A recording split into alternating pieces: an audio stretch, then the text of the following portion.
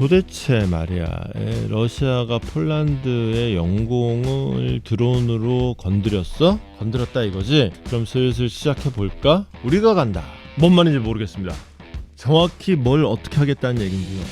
상부 정지부장의 투시경. 하나씩 보겠습니다. 일단 나토와 러시아 사이에 있는 어떻게 보면 논란이에요. 왜냐면은 자, 분명한 팩트는 이겁니다. 폴란드 상공에 웬 드론이 날라 들어왔어요. 그래서 폴란드 그 전투기까지 출격을 해서 이제 폴란드와 나토군이 그 드론을 격추를 시켰어요. 사실은 다 격추한 것도 아니에요. 19대가 들어왔는데 그중에 4대를 격추했어요. 어쨌거나 중요한 건 뭐냐? 2차 대전 이후에 처음으로 나토군과 러시아군이 직접 격돌하는 상황이 됐다라는 게 이제 의미가 있는 거예요. 그래서 이거는 아예 우리가 이거는 전투기까지 출격을 시켰다. 그러니까 나토가 보기에는 이 사건이 진짜 간단한 게 아니다. 드론을 격추시키는데 뭐 예컨대 소총이나 발칸포를 쏜 게 아니라 전투기가 그만큼 우리는 사태의 심각성을 엄중하게 보고 있다라는 뜻이 되는 거죠. 폴란드는 이거를 그 폴란드의 문제가 아니다. 폴란드의 문제가 아니라 나토의 문제다. 그래서 나토의 박 4조를 들고 나왔다. 4조는 뭐냐? 우리 지금 이런 중대한 일이 있었으니까 회원국들 모여보서 협의 좀 해봅시다. 협의 요청권이에요. 이 협의에서 이제 5조로 넘어가면 이제 공동 대응이 나오죠. 공동 대응이라는 게 이제 결국은 같이 싸우자는 얘기입니다. 5조까지는 안 하고 4조까지 일단 원용을 했다. 그래서 이거는 폴란드와 러시아의 문제가 아니라 러시아와 나토의 문제다. 이렇게 끌고 가는 게 의미가 있다라는 얘기가 되겠어요. 자, 여기서 이제 따져볼 거는 몇 가지 포인트가 있습니다. 첫 번째는 과연 러시아의 의도는 무엇이냐? 얘네가 진짜로 폴란드를 가서 때리려 그러다가 격추당한 거냐? 아니면은 그냥 은근슬쩍 한번 찔러 본 거냐? 아니면 진짜 원래 그쪽 갈라 그런 게 아닌데 어떻게 실수로 잘못 간 거야? 실수냐? 이게 케이스가 다 다릅니다. 일단 지금 남아 있는 걸 보면요, 이번에 떨어진 그 격추된 드론의 사진들을 봤더니 이게 깡통 드론들이 좀 많더라. 깡통 드론을 이제 이렇게 표현을 합니다. 그러니까 실제로는 무장이 안 돼 있는.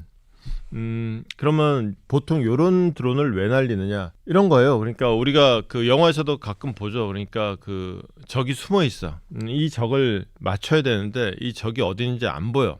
그러면은 돌멩이 하나를 쫙 주워가지고 반대쪽으로 휙 던지면은 그쪽에 소리가 나겠죠. 그러면 그거 잡으려고 이렇게 딱 고개 내밀고 쏘면은 고개 내밀 때 이쪽에 숨었다가 빵 쏘고 이렇게 하는 거죠. 마찬가지로 깡통 드론, 여기에 무장도 안 돼 있는 드론을 싹 한번 날려보는 거예요. 그랬을 때 얘들이 어떻게 하나 보는 거죠.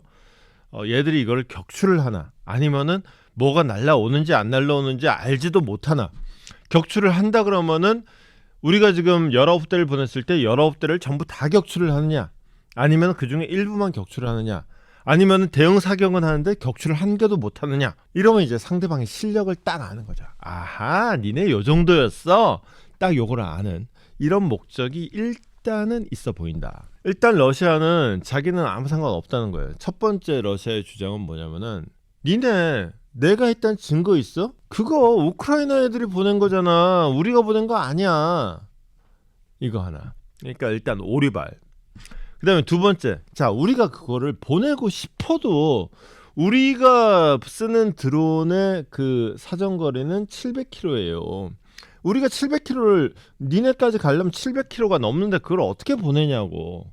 그거 우리 거 아니야 이거거든요. 근데 700km 넘게 우크라이나로 날려보낸 적이 있어요. 그러니까 사실은 그 말은 뻥이에요. 그러니까 일단 러시아 측의 공식 설명이 일단 말이 안 되는 뻥이 하나 들어가 있고, 또 하나 러시아 쪽의 말이 뻥일 뿐더러 모순적이기도 하더라. 예컨대 이게 벨라루시 지도를 좀 볼게요. 여기가 이제 러시아고 이쪽이 서유럽이고 여기가 폴란드입니다. 그리고 폴란드와 러시아 사이에 벨라루시가 있죠. 우크라이나가 여기고, 벨라루시가 여기가 사실은 러시아의 거의 속국이나 마찬가지예요. 여기가 정권이 뒤집어질 뻔 했는데 이제 러시아가 도와줘가지고 정권을 유지했고, 그래가지고 완전히 그냥 정말 러시아의 애완견처럼 행동하고 있는 상황인데 여기 설명은 드론이 뭐 좀 날아갈 만하다가 이게 뭐 좀 오조작이 있어가지고 우리가 떨어뜨린 거야. 뭐 대충 이런 식의 설명이에요. 그러니까 모스크바하고 이 저기 말이 좀 안 맞는 거죠. 근데 다만 이쪽 동네에 떨어졌거든요. 이쪽 동네에 있는 거는 실제로도 드론을 날려서 이렇게 공격을 안 하고 이렇게 좀 날리기도 했었어요. 그러니까 이게 사실은 폴란드를 염탐하는 직접 공격하거나 폴란드를 목표로 했던 게 아니라 하는 말대로 우크라이나가 목적지였는데 얘가 헤매다가 글로 가서 떨어진 거다 라고 설명하는 거예요. 그러니까 이게 벨라루시가 얘기하는 요거하고 모스크바가 얘기하는 설명하고 상호 모순되더라. 이것들이 거짓말을 하려면 입이라도 좀 맞추가지 이것들이 입도 못 맞추고는 지금 뭐 하는 거야 이런 얘기까지 나오는 거죠. 그러니까 입도 못 맞추지 거짓말인 건 나오지. 근데 그렇다고 해서 정확하게 러시아의 의도는 과연 무엇인가 계속 헷갈리는 거죠. 대충 이 정도로 정리를 합니다. 첫 번째는 지금 얘기한 대로 폴란드의 데비테서 점검이에요. 19대 중에 4대만 격추됐다. 얘네 뭔가 좀 빈틈이 있다. 얘네가 놀진 않는다. 그러니까 저거 뭐지? 그리고 바로 대응 사격을 한다. 그러니까 일단 초병은 지 할 일을 한다. 문제는 초병이 지 할 일을 하고 그 다음에 초병이 소총으로 쏴서 떨어뜨리긴 힘들고 뭐라도 쏴서 해야 되는데 그러면 격추 능력이 있느냐? 19대 중에서 4대밖에 못했네. 만약에 이게 실전이었다 그러면 15대는 살아가지고 목표물을 타격을 했겠네. 괜찮네. 이 정도면 오케이 알겠고 다음에 때 되면 내가 15대 제대로 날려줄게. 실제로 지난번에 발표이긴 합니다만은 드론 800대를 보냈는데 실제로 공격에 성공한 거는 53대다. 뭐 이런 식의 발표가 있었어요. 우크라이나 쪽에서. 이거에 비하면은 19대 보냈는데 4대만 격추시켰다. 이러면은 뭐 얘기가 안 되는 거죠, 사실은. 참고로 우리는 몇 년 전에 서울 상공에 북한 드론 날아왔는데 한 대 날아왔는데 그 한 대도 못 잡고 그냥 돌려보낸 적이 있습니다. 또 대비 태세라는 점을 한번 좀 점검을 해볼 필요가 있고 또 하나는 자 이제 뭐가 하나 딱 나왔잖아. 그리고 러시아의 의도는 확실하지 않아.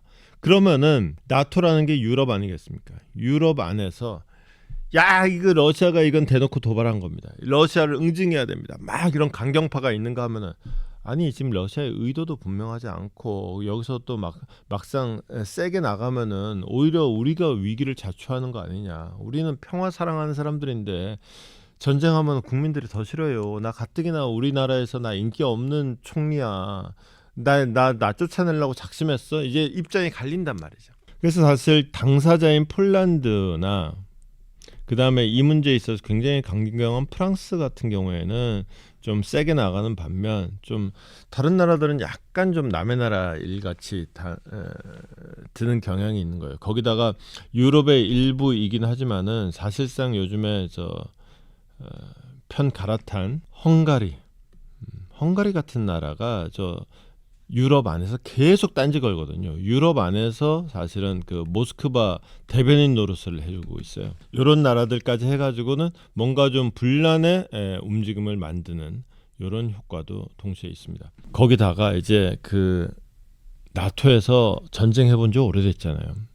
근데 머리 위로 전투기가 왔다 갔다 하고 요즘에 우크라이나에서 드론이 전쟁 다 한다는데 내 머리 위에 전쟁기계가 왔다 갔다 하고 쫄죠. 완전 쫄죠.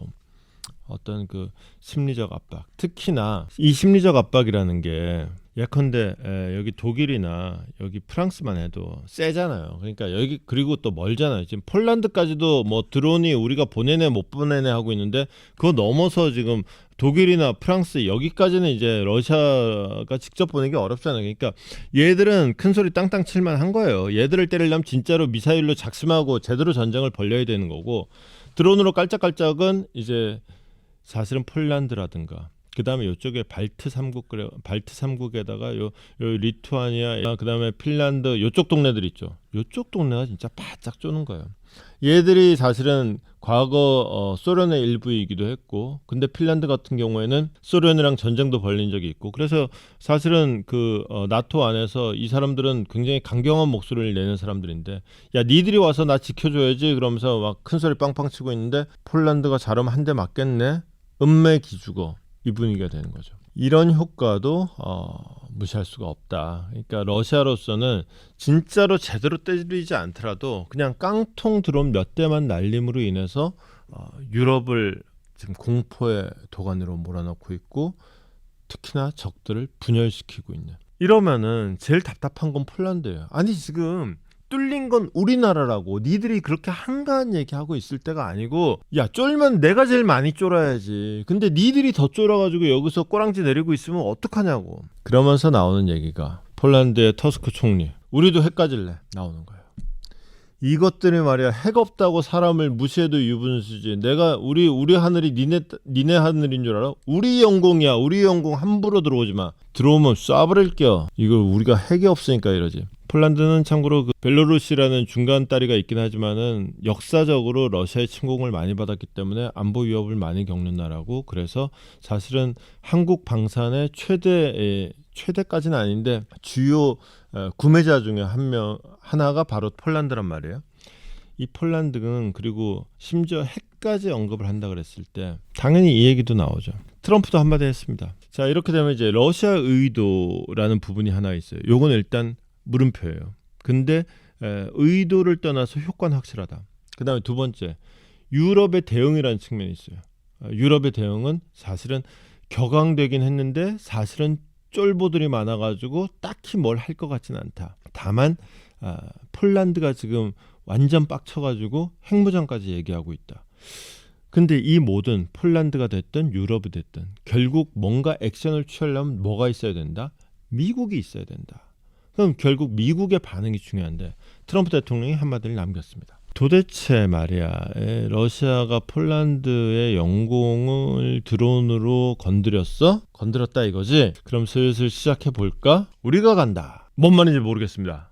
정확히 뭘 어떻게 하겠다는 얘기인지는 없어요. 근데 일단 우리가 간다, 시작해 보겠다 라는 걸로 봐서는, 자, 가만히 있지 않겠다, 뭔가를 하겠다요. 뭘 하겠지는 모르겠지만은 하겠다. 드디어 뭔가 액션에 들어간다는 게 하나가 있어요. 근데 그러면 이제 궁금해지는 게, 그러면은 무슨 액션을 취할 것이냐, 이게 이제 중요해지는 거죠. 자, 그럼 뭐 한다는 거지? 지금까지 얘기하던 게 결국은 뭐 러시아에 대한 제재, 러시아 제재, 그 다음에 이걸로 마음에 안 되니까 2차 제재. 근데 2차 제재도 정작 중국은 못 건드리고 인도만 건드렸다가 뭐 본전도 못 찾고, 그리고 약발도 안 먹히고 지금 이러고 있는 상황이란 말이죠. 그러면 자, 우리가 간다. 뭐 어쩔 건데? 이게 이제 첫 번째 질문이고, 또 하나, 이 사람이 뭘 할지 또는 이 사람의 속마음이 뭔지를 알려 그러면은 무슨 말을 했느냐도 중요하지만 무슨 말을 안 했느냐가 굉장히 중요하다는 말씀 제가 자주 드리죠. 자, 러시아가 폴란드 영공을 침범한 데 대해서 딱 멘트 전체적으로 느낌은 분명히 불쾌해요. 불쾌한 느낌은 나오는데 트럼프 스타일로 보면은 기분 나쁜 티를 팍팍 내고, 나쁜 놈 그러고, 예컨대 뭐 이게 지금 상대가 푸틴이다 그러면 푸틴 앞에 뭐 예컨대 뭐 사악한 악마 같은 데빌 푸틴 뭐 이런 식의 제목을 붙일만 하거든요. 예컨대 뭐 저기 금리 안 내리는 파월 보고는 미스터 툴레이트 뭐 이런 거, 내지는 그 살짝 그 스펠링 바꿔가지고 이상한 단어로 바꾸기도 하죠. 푸틴 갖고 단어를 바꾸면 뭐 어떤 단어가 될 수 있으려나. 뭐 아무튼 이게 트럼프의 주특기인데 그런 건 아무것도 없어요. 심지어 푸틴의 이름도 여기 안 나와요. 러시아의 행동에 불쾌한 건 맞는데 러시아를 비난하지 않아요.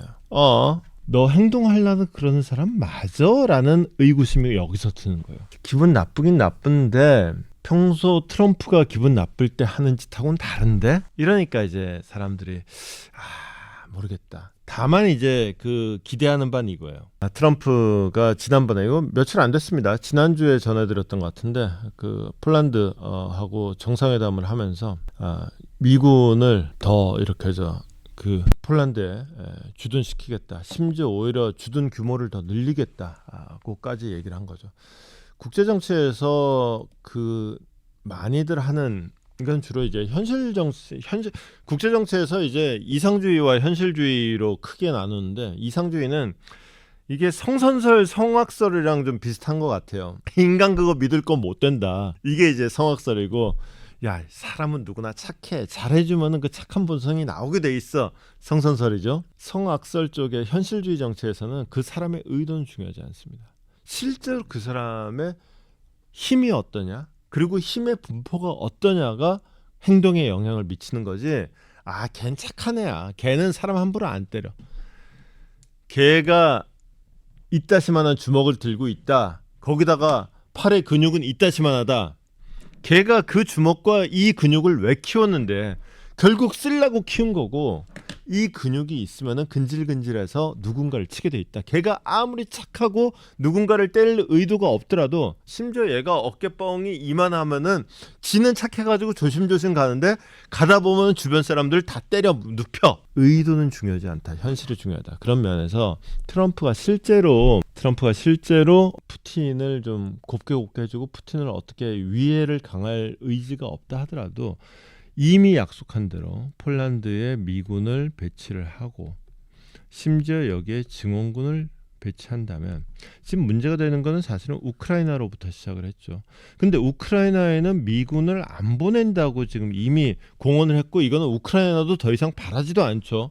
그런데 모스크바 입장에서 보면은 우크라이나에 미군이 있으나 폴란드에 미군이 있으나 이게 도찐개찐인 거예요. 뭐 여기서 여기나 조금 도라치나 매치나 정도의 차이지 큰 차이가 없단 말이지. 더구나 현대전에서 물론 여기에 이제 완충지대 하나가 있다는 게 좀 좀 마음을 편안하게 해준다는 여지뿐이지, 여기서 미군이 있고 더군다나 증원까지 한다. 실제로 모스크바의 입장에서는 이거는 트럼프가 쟤는 푸틴을 좋아해, 안 때려 라고 안심할 수 없다. 이거를 의도가 착하기 때문에 걱정 안 해도 된다.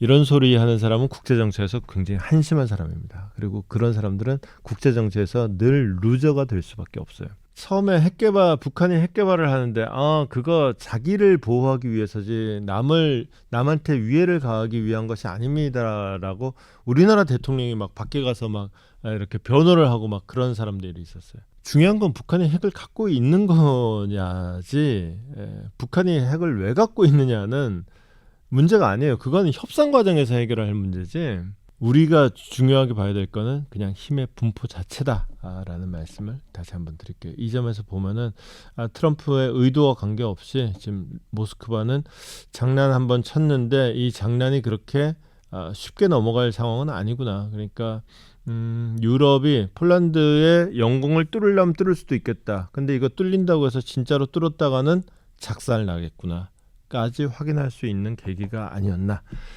저는 그렇게 정리를 하고 넘어가 보겠습니다. 오늘도 밝혀본다 두시경 너머의 진실. 복잡한 세상 단 하나의 눈, 기자의 시선이